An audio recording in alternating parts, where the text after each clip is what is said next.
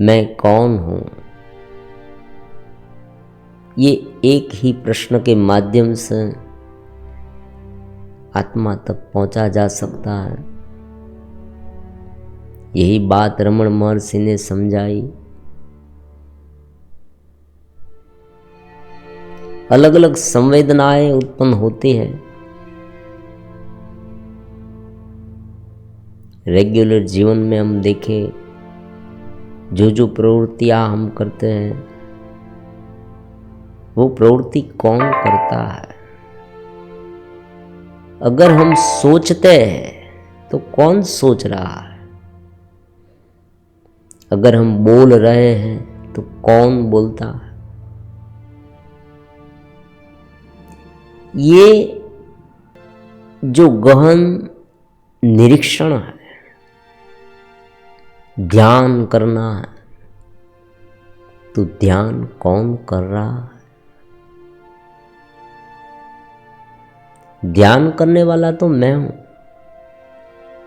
ये मैं कौन है?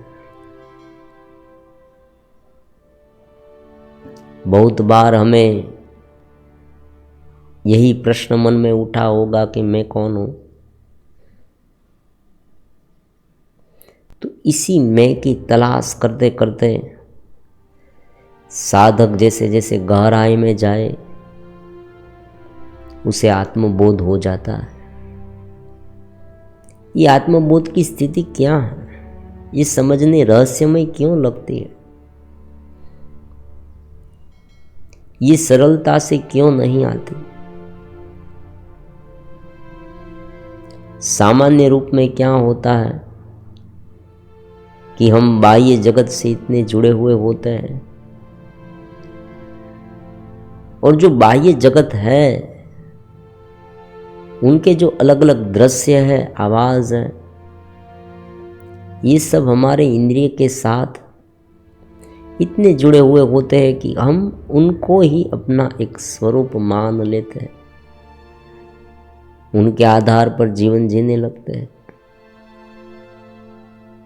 कोई भी एक विचार मन में आया तो उस विचार को पकड़कर जीवन जीते हैं।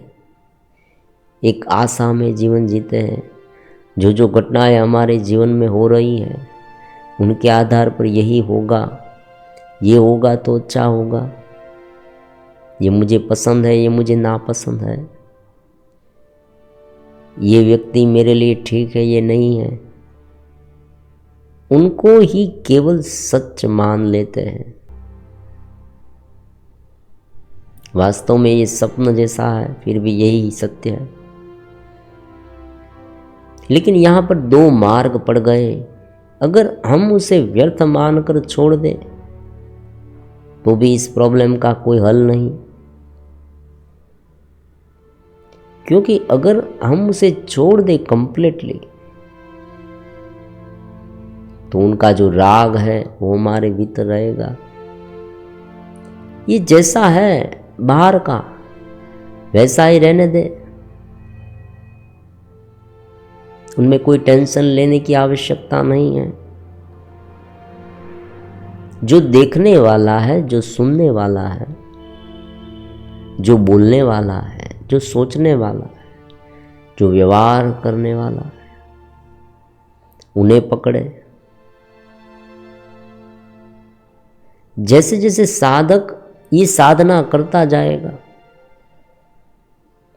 अपने आप को उनसे अलग करता जाएगा, देखता जाएगा शांत रूप से, उनके साथ संलग्न नहीं होगा। मतलब एक अज्ञान के घेरे में नहीं गिरेगा। अज्ञान का घेरे का मतलब क्या? ये शाब्दिक गुत्थी है। शब्द से सब कुछ समझा दिया, लेकिन जब उस शब्द को एक एक करके अलग करेंगे तो शब्द में उलझते जाएंगे।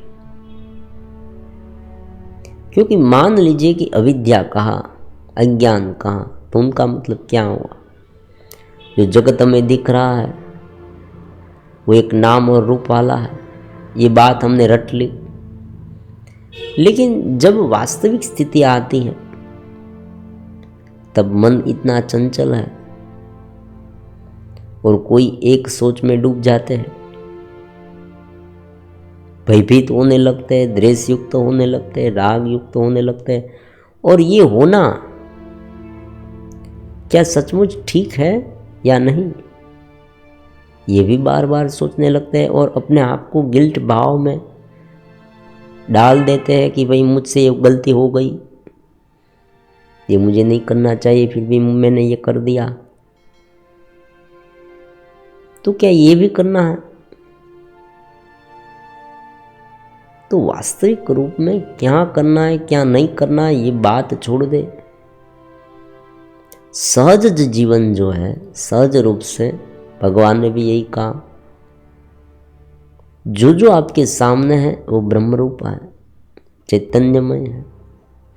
उनके साथ इतना उलझने की भी आवश्यकता नहीं है, उन्हें तिरस्कृत करने की आवश्यकता भी नहीं है, क्योंकि जो घेरे को चाहिए थोड़ा बहुत,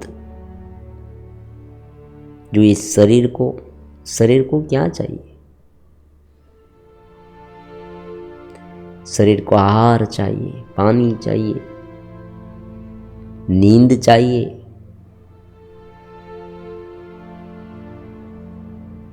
हवा चाहिए। तो ये शरीर की जरूरत है, ये अपने आप होगी। और जो उनके मुताबिक थोड़े बहुत कार्य हैं, उनसे भी भागने की आवश्यकता नहीं है। जो जो हमारे साथ रहते हैं, हमको मिलते हैं, उनमें से हमें एक ही बात का ध्यान रखना है कि जो ज्यादा उलझाने वाले हैं उनसे थोड़ी दूरी बनाए रखें। जो हमें कोई एक ऐसे मार्ग पर, ब्रह्म के मार्ग पर, ब्रह्म के नहीं, देखो जो ब्रह्म के मार्ग पर ले जाता है उनकी सोबत रखनी है। लेकिन जो ब्रह्म उत्पन्न करता है, ब्रह्म जो माया जाल में फंसाता, जो ज्यादा बहकावे में ला देता, एक ऐसी आदत में डाल देता है, तो उनसे दूरी बनानी भी चाहिए। भले उनका तिरस्कार हम ना करें, लेकिन उनके साथ इतना एकरूप भी नहीं हो जाना। तो ये सब संभलते संभलते जब व्यक्ति अपने आप का अन्वेषण करता है, तब धीरे धीरे जो चैतन्यता प्रकट होती है, ये एक स्टेज है, ये एक भूमिका है। देर इसलिए लगती है, आज किसी ने पढ़ा, सोचा और हो गया, ऐसी बात नहीं होती। एक पूरा जीवन है। जैसे जैसे साधक ये जीवन जीने लगता है,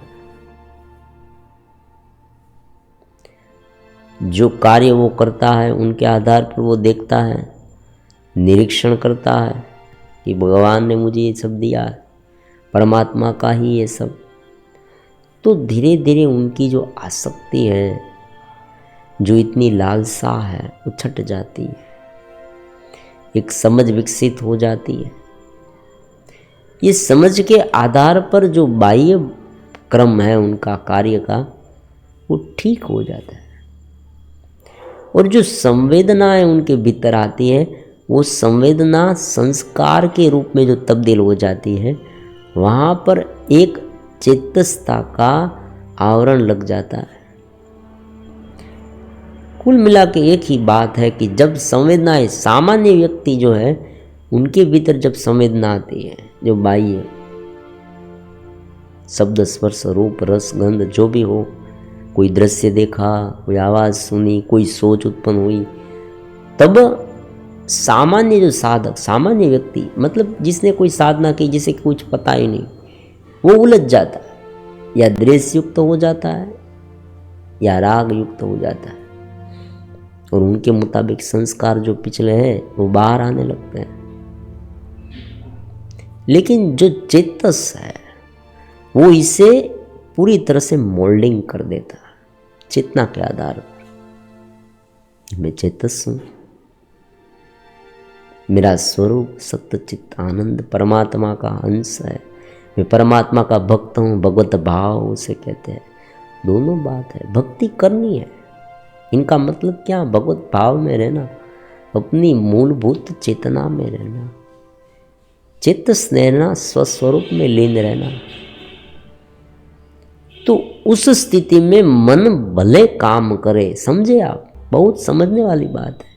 आप किसी व्यक्ति के साथ व्यवहार कर रहे हैं, आप बाजार में गए हैं, सर्विस करते हैं, गृहिणी हैं, जो कुछ आपके साथ व्यवहार होता है शरीर से, मन से, वो व्यवहार अपने आप होगे। आप चेतस हैं, सहजता होनी चाहिए। क्रोध आया, बहुत गुस्सा आया उस व्यक्ति पर, समझने लगे भाई गुस्सा क्यों आया, उस व्यक्ति का क्या दोष है। वो तो ज्ञानी हो सकता है या मैं अज्ञानी हो, ये भी हो सकता है, मेरा भी कोई दोष हो सकता है। उसे समझने में, उनका अन्वेषण करें। ये अन्वेषण करने में, समझने में धीरे धीरे क्या होता है, गुस्सा गायब हो जाता है। लेकिन अगर ये पूरी प्रोसेस ही भूल जाएगी और अपना होश हवास खो बैठेंगे, उसे कहते हैं, और उनमें लीन हो जाएगी, इसी को ज्ञान कहते हैं। जब व्यक्ति अपना होश खो बैठता है, अपनी चेतना को भूल जाता है कि मैं हूं, और उस गुस्से के साथ इतना एकरूप हो जाए कि स्वयं गुस्सा हो जाए। ये बात बहुत महत्वपूर्ण है, स्वयं गुस्सा हो जाता है, स्वयं क्रोध हो जाता है। कोई ऐसा विपरीत अश्लील दृश्य दिखा तो उनके साथ इतना एकरूप हो गया तो वो स्वयं ऐसा हो गया। तो इस बात को जितनी गहराई से हम समझेंगे और जितना जीवन में उतारेंगे, ढालेंगे, उतना ये जो चेतन स्थिति है ना, वो बाहर प्रकट होगी। एक सामान्य बात है कि भाई जो शिल्पकार है वो क्या करता है, हम कहते हैं वो मूर्तियां बनाता है, बनाता नहीं है। जो आसपास का एक पत्थर है, एक शिला है, उनमें से जो जो भाग बेकार का है वो सब धीरे धीरे धीरे दूर करता है। तो स्वाभाविक रूप से अपने आप शिल्प क्रिया की एक प्रतिकृति रूप एक सुंदर सी मूर्त बाहर निकलती है। तो यहां भी यही होता है, धीरे धीरे धीरे धीरे हम अपने स्वभाव को मोल्ड करते जाते हैं। तो जो चेतना बार बार अलग अलग विषयों में एक गुत्थी में फंस जाती थी, तो धीरे धीरे उभरती जाती है। और देखो, चेतना के साथ जो शक्ति है ना, वो भी बाहर आती है। कुंडलिनी शक्ति भी उनकी अपने आप जागृत होने लगती है, और जो तीन्द्रिय अनुभव है वो भी धीरे धीरे होने लगते हैं। लेकिन ये सब जो फंसाने वाली बात है, इसलिए हम उन पर बहुत ध्यान नहीं देते। हालांकि कोई कोई साधक है, उसे थोड़ा प्रलोभन देना पड़ता है, क्योंकि शुरुआत में साधक इसी प्रलोभन में ही अध्यात्म की राह में आता है कि मुझे कुछ ऐसे अनुभव हो, आध्यात्मिक ऐसे दिव्य। कुल मिला के उनमें भी कुछ बुरा नहीं है। जो जो धीरे धीरे आगे बढ़ना चाहता है और आगे बढ़ता है, उसे ये सब अनुभव भी होंगे, अपने जीवन में भी जो यथार्थ ज्ञान प्राप्त करेगा, उसमें भी कोई नवीनता नहीं है। लेकिन ये सब करने के लिए सबसे पहले उसे क्या करना है कि जो जो उनके पास है वो उनको भूलकर चेतना में रहना है, और सब कुछ देखना है। ये बात बहुत महत्वपूर्ण है। देखना है मतलब उनका मतलब क्या हुआ कि जब कार्य हो, जब वो सोचता है, तब उनमें इतना उलझ ना जाए कि अपने आप को भूल जाए। उसे देखना कहते हैं। सांस को देखना मतलब सांस को बंद कर देना, ऐसी बात नहीं। मान लीजिए आपको ऐसा किसी ने कहा है, आपने कभी सुना भी होगा कि भाई आती जाती सांस को देखे। हमने डीप ब्रीदिंग की, फिर धीरे धीरे इनहेल, फिर रोका, फिर एक्सहेल, बाहर निकाला। तो क्या उसे कंप्लीटली सांस को रोक दे, बंद कर दे? ऐसी बात तो नहीं हो सकती, क्योंकि अगर सांस रुक गई, ब्रीदिंग सिस्टम स्टॉप हो गई, तो व्यक्ति मर जाएगा, ये शरीर नहीं रहेगा। लेकिन जब एक साधक उसे गेजिंग करेगा, देखेगा, तो एक आश्चर्यजनक घटना घटेगी उसके जीवन में, उनके शरीर में।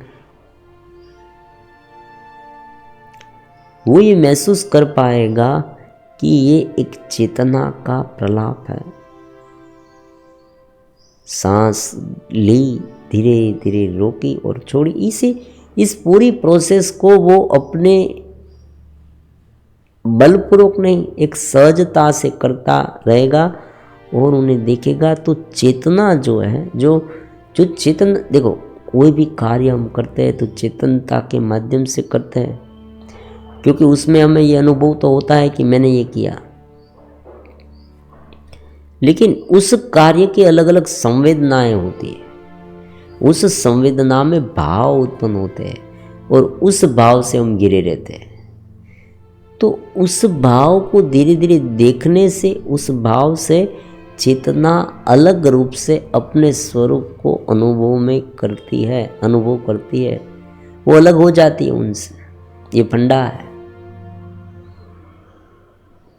अब बार बार हमें ये पूछा जाता है, देखो समझने वाली बात है, बार बार ये पूछा जाता है कि साधना कैसे करूं, कोलाहलपूर्ण वातावरण में रहती हूं मैं, बार बार मुझे ये सब डिस्टर्ब कर रहा है, तो मैं क्या करूं? तो भाई साधना तो उससे ही कहते हैं, यही तो करना है कि पहले पूरी बात को समझे कि क्या है ये। बात को समझने के बाद उसे अमल में लाने की कोशिश करनी है। अब देखो, कोशिश करने में भी एक अंतराय है। जब हम ये बोलते हैं कि मैं कोशिश कर रहा हूं, तो भी हम उनसे अलग हो जाते हैं। तो एक सहजता बननी आवश्यक है। साधना जो है वो इस कोशिश पर आधारित नहीं होनी चाहिए। शुरुआत में संकल्प शक्ति से सब करे, फिर सहज धीरे धीरे इतनी सहजता से ये सब होने लगेगा और एक बार उस चेतना का आविर्भाव हो परमात्मा का, और होगा ही।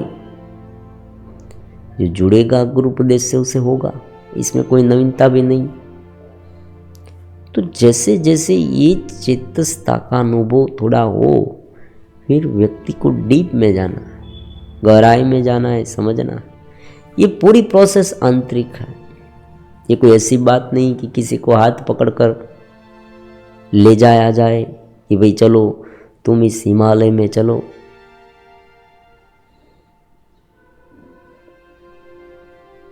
तो प्रोसेस को समझना है तो थोड़ा गहराई में जाना होगा। नित्य श्रवण जो है, निरीक्षण है, साधना का अभ्यास है।